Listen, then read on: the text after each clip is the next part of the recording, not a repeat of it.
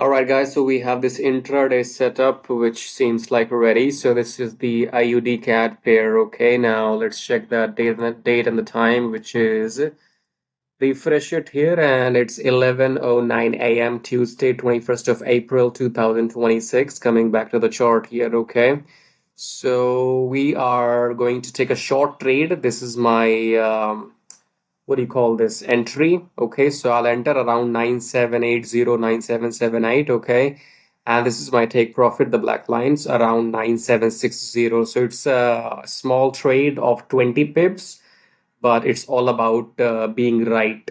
Okay, whether you are being right for 200 pips or 20 pips, that is what matters. Okay, so we have the stop loss as well, but you will not know that what is the stop loss because you need to go and join the program for that.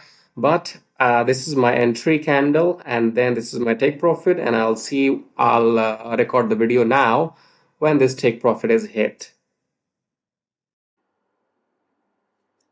All right, guys, we're back, and our TP is hit. This was the intraday trade. So let's get back to the timing here and refresh it.